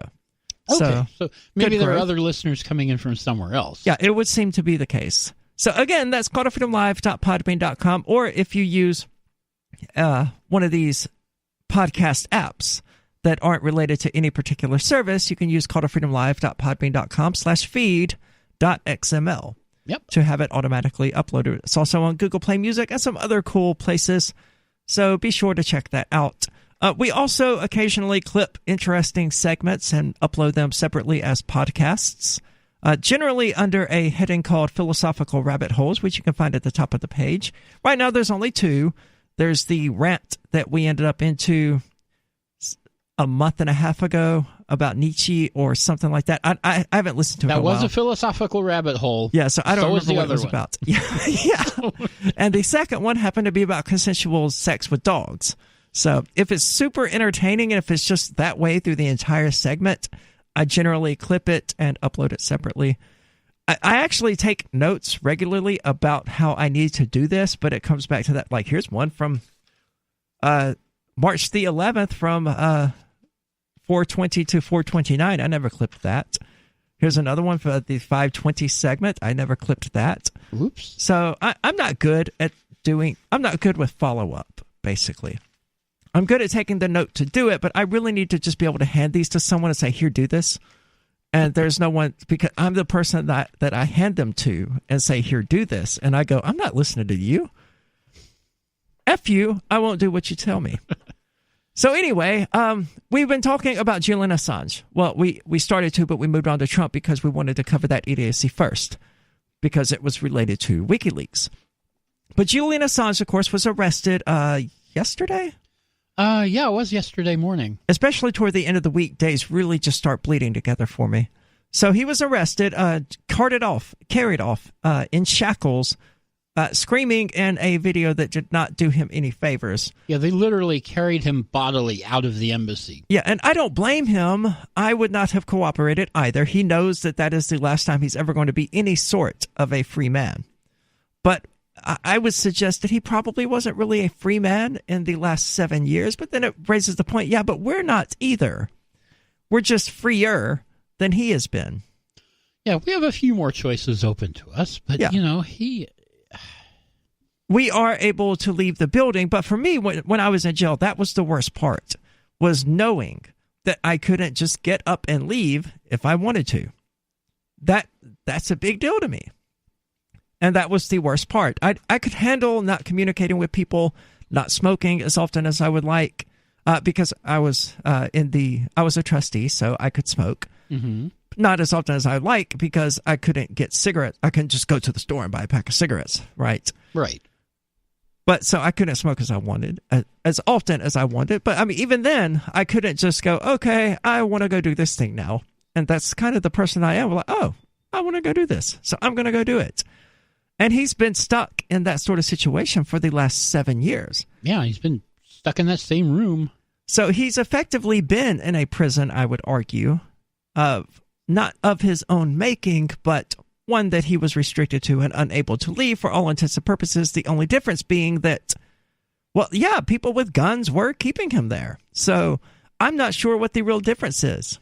I'm not sure there really is one. No, because he couldn't leave. Well, they did let him have a cat. They did let him have a cat, which he evidently did not take care of, to the extent that they had to take it away from him. Like, dude. And, then he's arrested with this scraggly beard and looking like... A lot of people are suggesting that, it's because for a journalist or for a secret peddler or however you wish to characterize him, he was pretty handsome. So when you see him 7 years later in this state that he's in, it's more jarring than it ordinarily would be. Yeah, you can obviously recognize him. You know who he is, but the beard, the unkempt hair, it's a little disturbing. It is. And of course there were rumors that he was not allowed to shave and things like that. But based on what the Ecuadorian embassy has actually said about his mannerisms and things like that, I don't think that's really going to be the case. But according to NPR, not according to, but they're asking the question. You're right, Kicks for Guns. I bet it did drive him nuts. 7 years and basically isolation. I bet he is a little crazy. Yeah, that was pretty close to solitary confinement. I mean, he didn't interact with much of anybody except embassy staff. Well, I think Paris Hilton brought him some Dunkin' Donuts or Starbucks or something once. Yeah, so he was allowed to have visitors. He did have visitors from time to time, but still, he's stuck in the building, couldn't go anywhere, couldn't see anybody for the most part. Then they took his internet away. Yeah, that does suck. You would expect there to be like some kind of Wi-Fi nearby that he could access, right? Especially in London. Like you walk down the street of Keene and my phone will automatically connect to like 4 unrestricted Wi-Fi networks. Yeah, I will stop it from doing so, but it will attempt to. Right. Because I'm not connecting to an unsecured Wi-Fi network. Not by choice. No, that can be dangerous if you don't have a VPN or something. Yeah. But so they're asking the question of how much damage did WikiLeaks actually do to U.S. national security? And this is a question that has already been answered. And the answer is none. None. This was happened right around Cablegate when all of the diplomatic cables were leaked onto WikiLeaks. People were asking the question then of, oh no, this is going to damage our diplomacy and our national security and all of these other things. Oh, it's really embarrassing for quite a few people, but damage to national security? No. Well, evidently it wasn't even embarrassing to them. I think it was the Egyptian president, because this was before the military coup that wasn't a coup. And I seem to recall, I think it was the Egyptian president saying, oh, this is nothing. We say way worse things about you guys. And I don't remember all of the details of about what the actual cables contained, but I do remember they weren't exactly flattering of the United States. Yeah, a lot of them are not. No. Of course, they're still available. Wikileaks.org, I'm assuming. Yep. You can go download the cables and look through them yourself. Yep. I've never been curious. And they do have some highlights there, which you can see. They also have a search feature that they implemented not immediately, but very quickly after releasing them. They uploaded them. What I don't like about Julian Assange is that he does things to keep himself in the limelight. Like with the Cablegates thing. He released them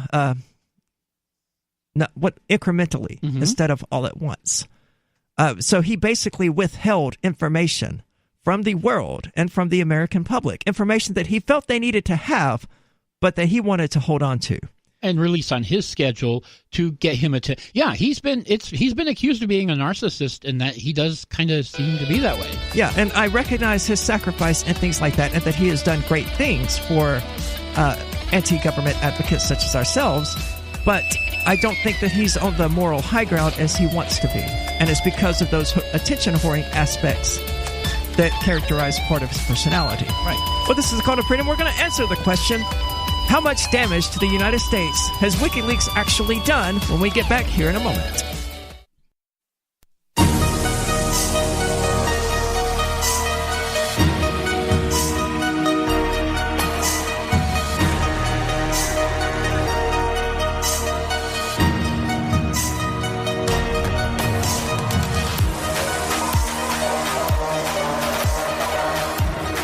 Welcome back. This is the Call to Freedom. I'm your host, Aria of the anarchistgmail.com, joined in the studio today by Michael Hampton from BitcoinHistory.com. And we've been talking about Julian Assange and WikiLeaks, and the question being asked again in regard to damaging of U.S. national security interests by WikiLeaks.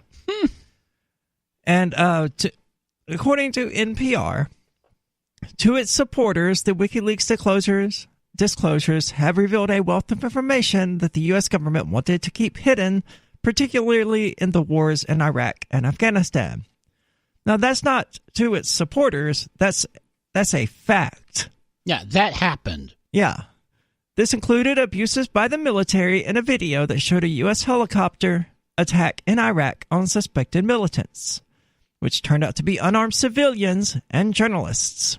That was the collateral murder video. Yeah. WikiLeaks founder Julian Assange, now under arrest in Britain, has often argued that no one has been harmed by the WikiLeaks disclosures. But many in the national security community say the leaks were harmful to a broad range of people. However, they generally say the damage was limited and has faded since the first big WikiLeaks dump in 2010, which included hundreds of thousands of classified documents from the U.S. military and the State Department. Now, that would be the Chelsea Manning leak, correct? Mm-hmm. I'm not even sure what that contained. Was it like a 250,000 diplomatic cables? Okay, that was Cablegate. And of course the video. Chelsea Manning brought in the collateral murder video? Pretty sure she did. I thought that happened prior to Chelsea Manning. It was 2010. The exact timeline isn't super important anyway, I don't guess. But Chelsea Manning, a former Army private, spent 7 years in prison for leaking the documents to WikiLeaks, so apparently she did. Manning, who was free 2 years ago, has been taken back into custody, as we've talked about, because she refused to testify before a grand jury in a case involving WikiLeaks and Assange. Now, stop right there, because this is important. Chelsea Manning is back in jail for refusing to testify in front of a grand jury because the government is still trying to bring more charges against Assange. Yeah, and she refused to do it. And they're still after him. Yeah, there's and more coming. Less than a month after Chelsea Manning was put back into jail, they have finally gotten their hands on Julian Assange. I can't imagine the timing is an accident. Probably not. P.J. Crowley, the State Department spokesman, when the WikiLeaks story erupted in 2010, said those most at risk were civilians in Afghanistan and Iraq who were secretly passing information to the U.S. military. A number of people went into hiding. A number of people had to move, particularly those civilians in war zones who had told U.S. soldiers about the movements of the Taliban and al-Qaeda. No doubt some of those people were harmed when their identities were compromised. Now, the truth of the matter is that if the United States had not caused the rise of al-Qaeda and the Taliban in the first place, then none of that would be an issue. But even then, if we hadn't invaded and then fought them, it would, again, not be an issue. Blowback. WikiLeaks has made multiple disclosures over the past decade, including one in March 2017, when the group released what it said were CIA technical documents on a range of spying techniques. This revealed ways that a state-of-the-art television could serve as a listening device even when it was turned off. I wonder if that's the Samsung television the news smart story TV stuff. that I've been... Yeah. Well, pretty sure we first learned of it from there. Yeah, we've had thanks Jazzy for that. on the stream for a few minutes. It'll be all right. Jazzy likes being on the stream. She's a cute dog. Larry Pfeiffer, the CIA chief of staff from 2006 to 2009, said these kinds of breaches can impose long-term costs, though they can be difficult to quantify. Sort of like their impositions against liberty having long-term costs that are difficult to quantify. Except people should care about liberty being compromised and should not care about the secret actions of the government being compromised. Yeah, you're keeping secrets because why? It informs the potential enemies of a technique we use that they can now develop countermeasures against, Pfeiffer said. And it also forced the spy agency to go back to the drawing board. He added, the poor guys. Oh. They had to come up with new ways to torture people and psychologically brainwash people. You know, the thing you need to keep in mind is that when they say enemies, they don't just mean terrorists out in Afghanistan or wherever. When they say enemies, they mean everybody, including you. Once invalidated, it now creates situations where the U.S. intelligence community is going to have to expend resources and going to have to spend both dollars and people to develop new methods. It's a poor baby having such a hard time spying on people. On the diplomatic front, WikiLeaks shared many examples of U.S. diplomats writing in unflattering terms about foreign leaders, causing embarrassment. Embarrassment is not damage to national security, though. It's just embarrassment. Some diplomats go home and they put in new diplomats, and they start the game all over again. But more importantly, said Scott Anderson, a former State Department lawyer who served in Iraq in 2012 and 2013, some of these countries have vulnerable opposition leaders and human rights activists who were quietly in contact with U.S. diplomats. Oh, so that we could cause coups and rebellions and revolutions. Mm-hmm. Like the CIA loves to do. Interfering in other countries, yeah. These private, sensitive discussions suddenly became public with the Wikileaks dumps. They can really chill the ability of those American personnel, I have no idea why I went so country there, to build those sorts of relationships and have frank conversations with their contacts. So they can make it difficult for the CIA to organize and attempt coups in places like Egypt and Libya and whatever other ones that we've done this in. I don't really see that as a problem. I would like that to be more difficult. It should be more difficult. Anyway, Anderson notes that the U.S. still has a program to issue visas to Afghans and Iraqis to the U.S. in return for the help they provide, and in recognition of the danger they face. Oh, but we had withdrawn from Iraq. I know people who seriously believe that we are no longer in Iraq. They think that we don't have a military presence in Iraq. Really? People think that? Well, because Obama characterized it as a withdrawal, saying we're withdrawing from Iraq. Oh, they might have withdrawn a couple of units, but, oh no, the U.S. military is still very much there. And we're going to be there as long as the American empire exists. Yeah, that base is permanent. We had to remove an ambassador in Libya from his post because he was directly threatened by Muammar Gaddafi's thugs, Crowley said. Some countries took a much more relaxed approach to the disclosures, even when they were criticized in the documents. Ah, yeah, there we go. One foreign minister told the U.S. Secretary of State, don't worry about it. You should see what we report about you. Only we're not going to because their diplomatic traffic didn't get sent to WikiLeaks yet. Many of the assessments today are similar to the one offered 9 years ago by Bob Gates, who served as defense secretary when the WikiLeaks disclosures took place. The fact is, governments deal with the United States because it's in their interest, not because they like us, not because they trust us, and not because they believe we can keep secrets. Is this embarrassing? Yes. Is it awkward? Yes. Consequences for U.S. foreign policy? Fairly modest. I would say nil, that there is no effect on U.S. foreign policy as a result of...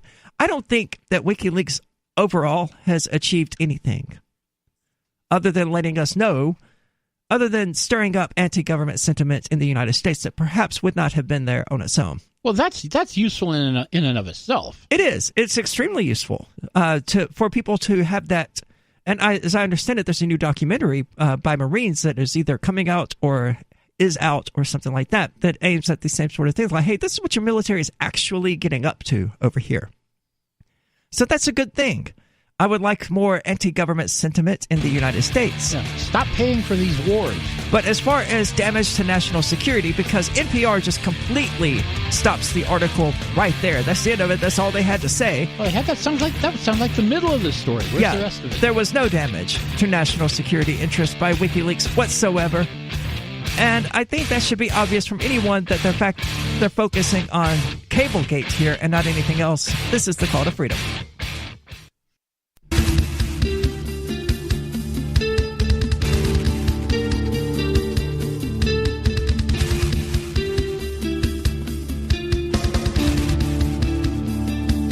Welcome back. This is the Call to Freedom, and you're invited to give us a call. That number is 603-283-6160. Again, that's 603-283-6160. And you're probably going to want to after this next little bit of information. Now, I was tagged last night by Jackie Perry on Facebook. And again, I'm not on Facebook, but when I'm tagged, I still get that notification. Yeah.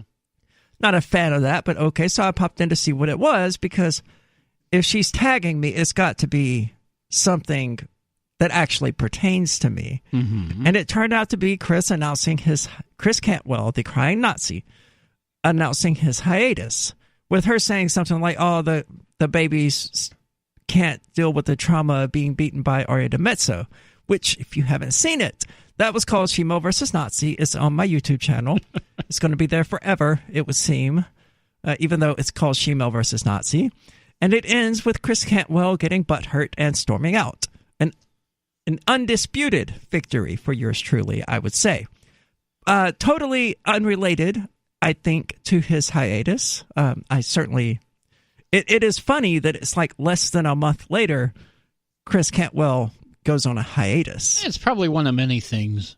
But it's certainly not related. I wish I could claim responsibility, honestly. Chasing the white nationalist into the shadows, into a hiatus where he's no longer doing radio.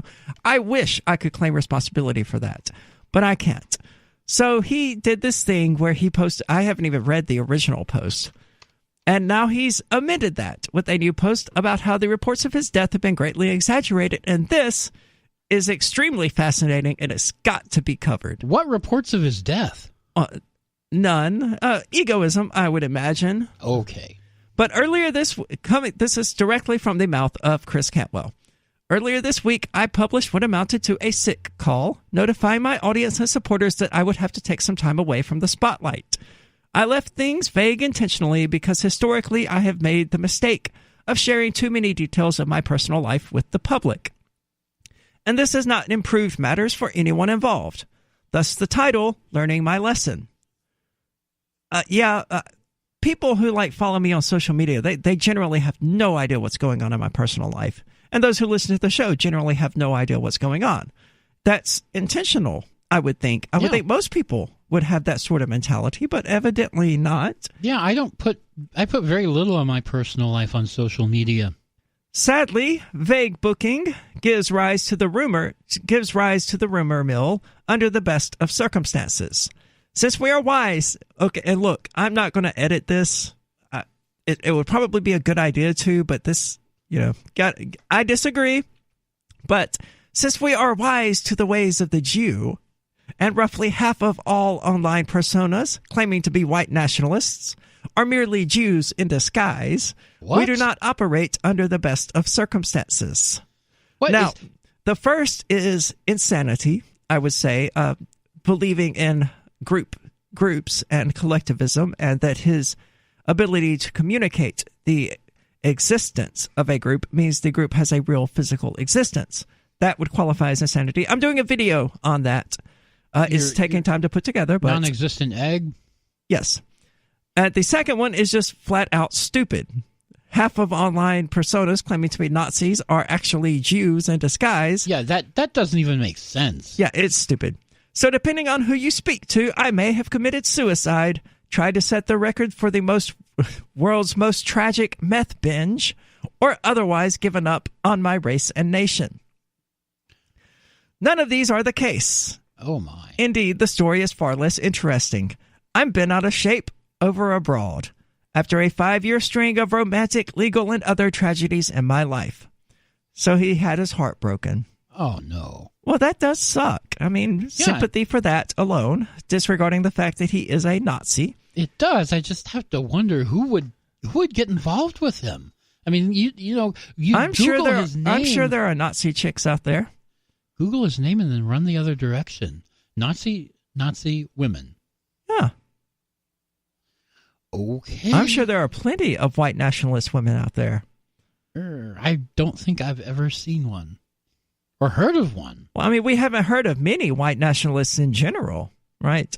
But you're correct. The white nationalist rally in Charlottesville was primarily straight cis dudes, for sure. Yeah. But I'm sure that Nazi women exist. I would not imagine we're getting laid. No, I would certainly hope not. But during that 5-year stretch, I never took the time to deal with the emotional toll of any of these issues. And they have thus snowballed into something unmanageable, which manifested itself as erratic and destructive behavior.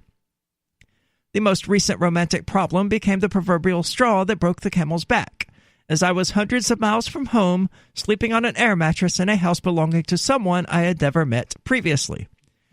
When one hosts a live, uncensored open phones talk show, distractions are a rather serious problem.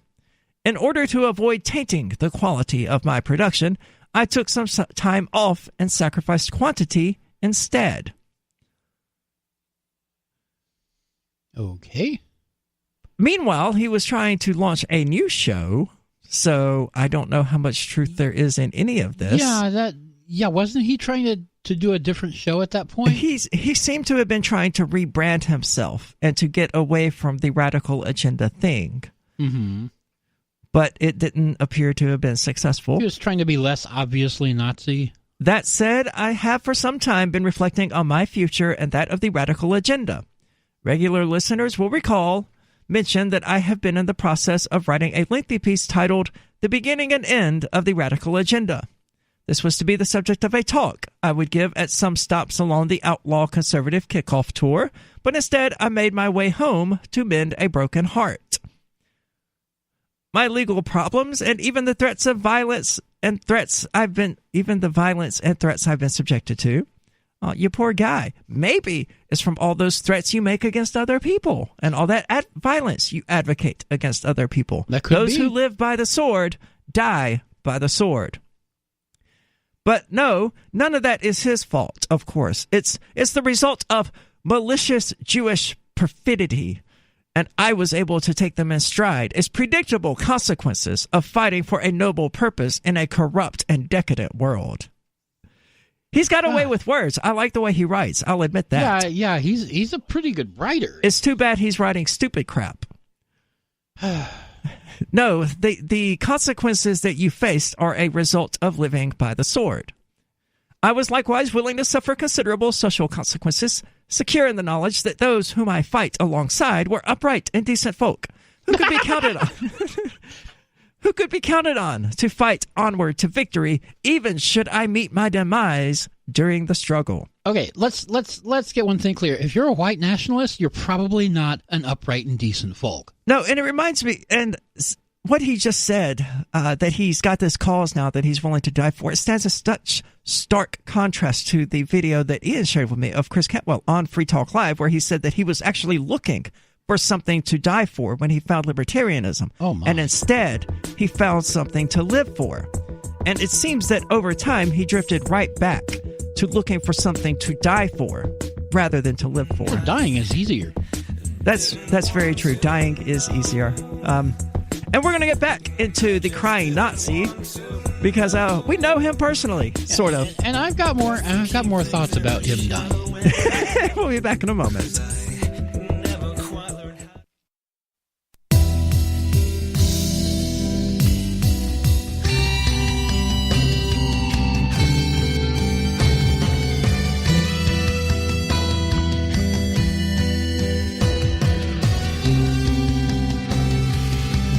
Welcome back. This is the Cult of Freedom, and we've been taking a moment here to break out of the usual thing and to instead laugh at Christopher Cantwell, who I got to stomp rather gloriously on Shemale versus Nazi.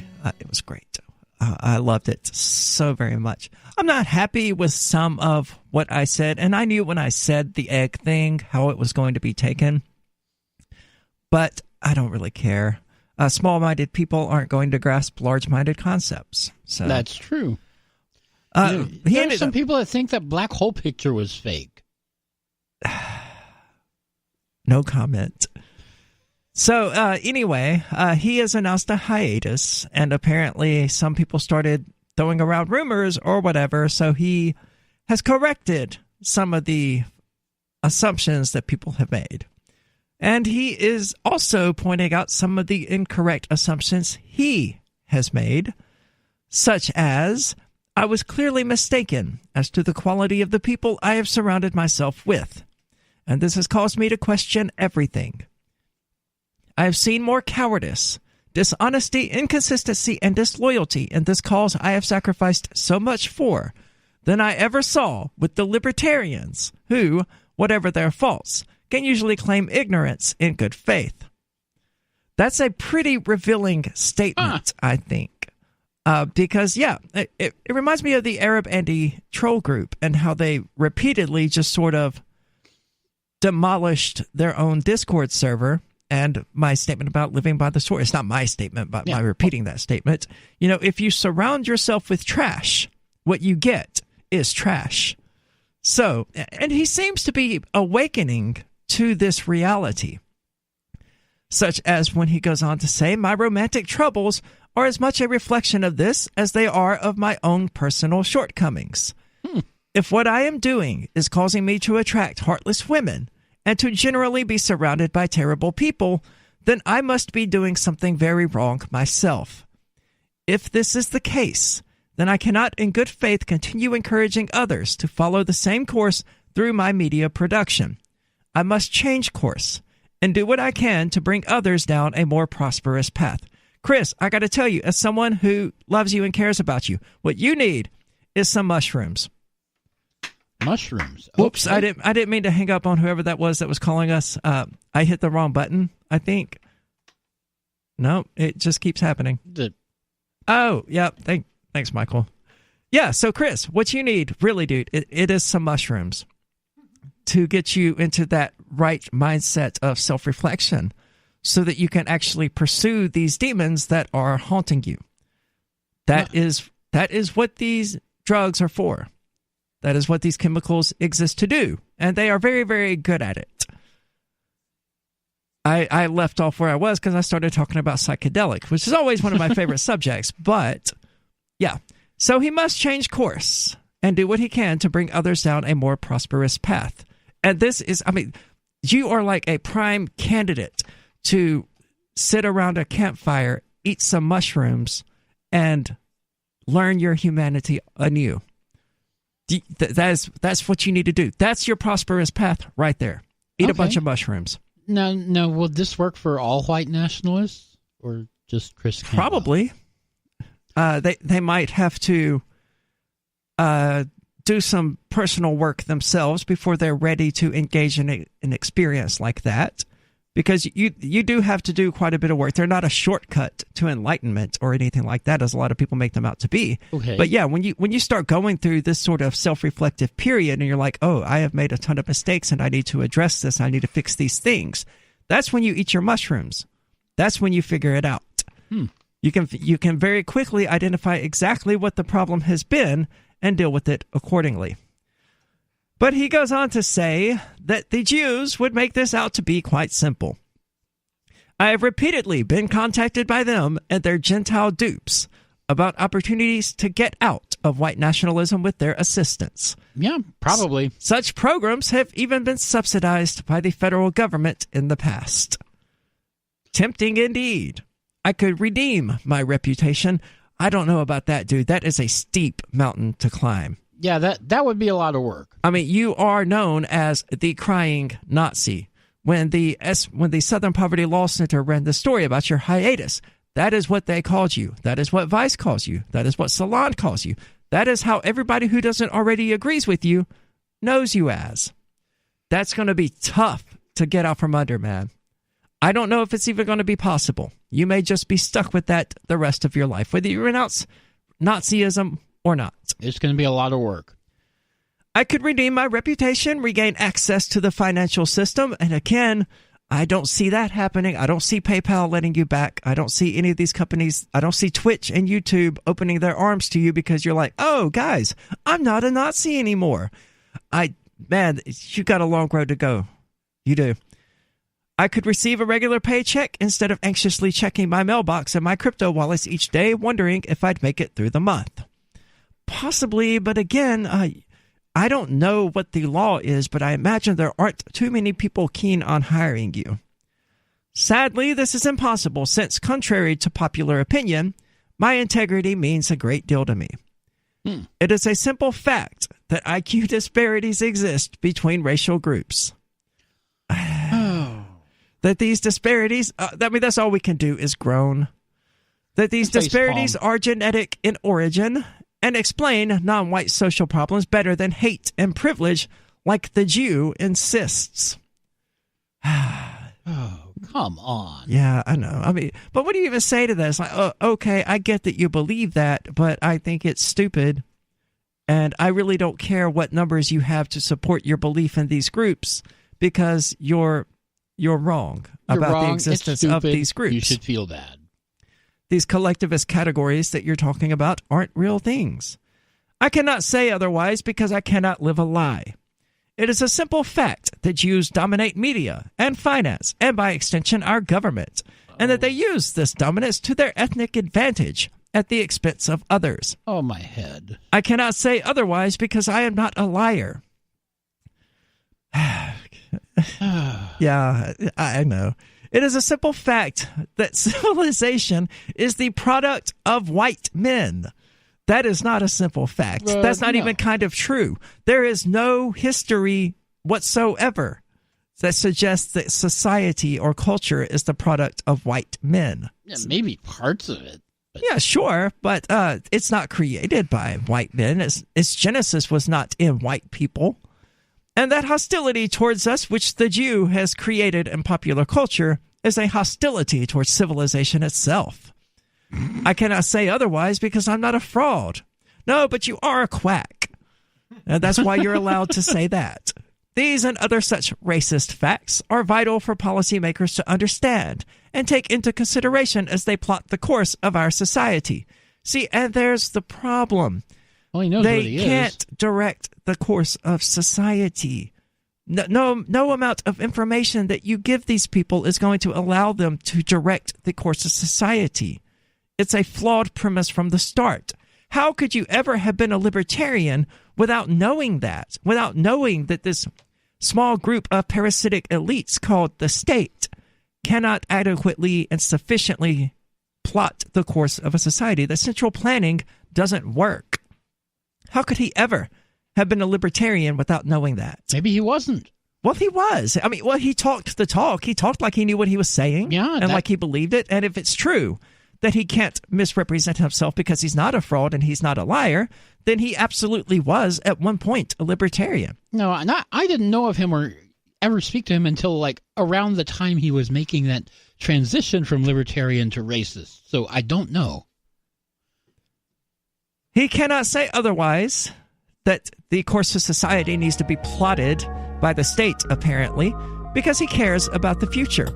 Well, again, anyone who cares about the future would want society to plot its own course organically via the free market and through voluntary interactions, and not through force, violence, and aggression, which are the methods of the state. So he's just about done, and we're going to finish it up, so don't go anywhere. He's got a little bit more stupid stuff to say, and we have to tear into it. This is the Call to Freedom.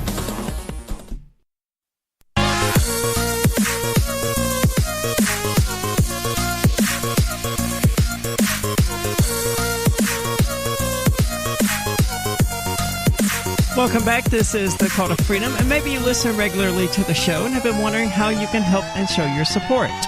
Well, social media shares certainly go a long way, but so does cash, and you can do that with Patreon by using patreon.com/call to freedom. Our wonderful patrons there are currently helping to keep the show up and running, including the podcast at calltofreedomlive.podbean.com. And we can't thank them enough for showing their support. Once more, that's patreon.com/call to freedom if you would like to check it out. And we've been talking about Chris Cantwell. The D-Live chat somebody has noticed that I'm trans. Again? Yeah, well, they're evidently not a fan, so. Uh-oh. Well, what are they saying? They asked, why is this man putting on makeup? To which I responded, a better question is, why not? Yeah, why not? And apparently, why not? Because everyone was born with a gender. Yeah? Okay. So really? Were they? Well, everyone was born with a sex, certainly. And it's not a topic I really want to get into. We can get into that Monday if you would like to tune in then at 4 o'clock p.m. Eastern Standard Time. Or even better, look, if you really want to have this conversation, hit me up on Aria Uncensored, which airs at 10 o'clock p.m. Eastern Standard Time on Tuesday nights. That's the best. Yeah, that uncensored, unfiltered, and... Yeah, you can call in and ask me about my penis, and it will be funny. I won't answer most of those questions, but it will be funny. And that's the goal. So we've been talking about Chris Cantwell, who I did a show with called Shemale vs. Nazi. I did a one-time show with him, and he stormed off in the middle of the show. Yes, he did, and it was awesome. He couldn't handle it. He couldn't handle it because Turd Ferguson, a regular listener and a troll, called in and warped Christopher Cantwell's name into a mean interpretation of it. and Chris wanted me to hang up on the call. Now, for anybody who knows anything about me, I was going to refuse that from the moment he put down an ultimatum. Yeah, don't tell me what to do. That is the worst way to get me to do anything. So the moment he threw that gauntlet down at my feet, I was going to pick it up and say, hey, you're going to walk out if I don't hang up on this call? Then walk out. Of course. Yeah, and he did. Shemale versus Nazi was also uncensored, so I was a bit more colorful with my language choices at that particular moment. Yeah. Caught in the heat of the moment, as it were, with a Nazi literally feet from me. And at one point, you can actually see him get up and put his finger in my face like that. Very entertaining stuff. Not that I was ever intimidated or threatened at any point during this, because I certainly wasn't. He never threatened me or anything like that. He just wanted me to drop the call, and then he had something really negative to say about me, and he wanted me to know that it was about me.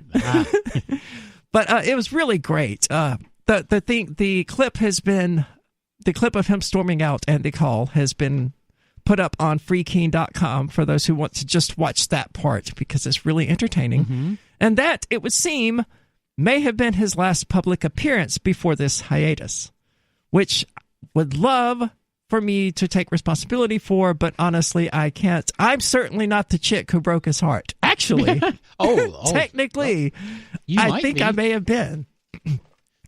But no, so he stormed out. Did he ever actually say who it was that broke his heart? No, and thank goodness for that. He shouldn't name this chick by name. Or describe the situation. The same person has said that God chose your gender, and you can't just choose what you want. That's my opinion. Well,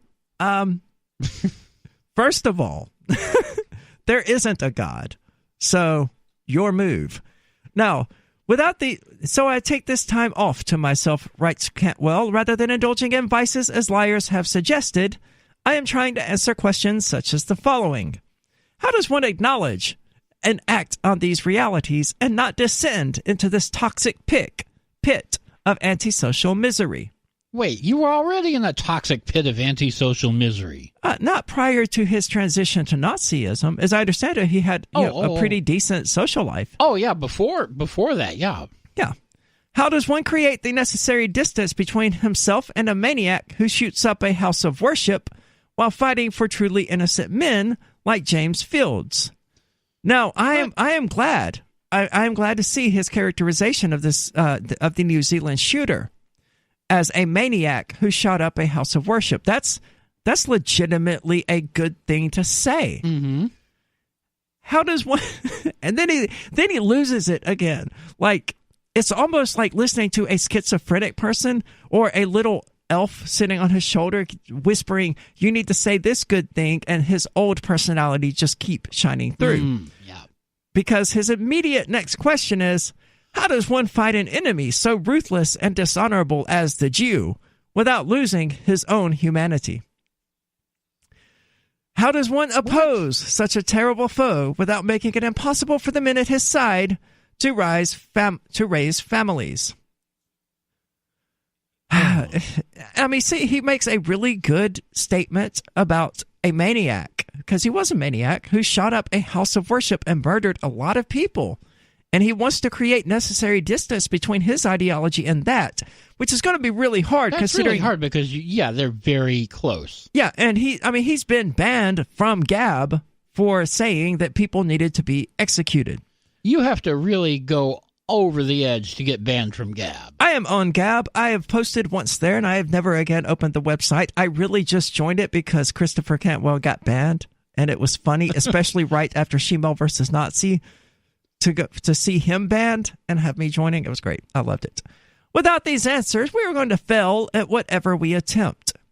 Out of necessity, I will return to production before these questions are answered, but I really needed some time to think about them without concerning myself with production deadlines like I usually do. So basically, he's going back to production, it would seem. The hiatus may have lasted a single day or a couple of days. But what he's saying is that he's going to release some audio next week, and he's going to do at least one live show as well. So at the most, his hiatus, I think it would, at this point, I have to. Is he crying out for attention? I don't know what he's crying out for. And I don't mean his usual, I want attention. I want people to watch my show. Obviously, all of us do that, right? I mean, that's kind of the point. We want to create interest, and we are attention whores by definition. We want attention. I'm not referring to that. I'm saying, is his hiatus announcement and this post here, are they cries for help? Well, what was he saying there about having something to die for?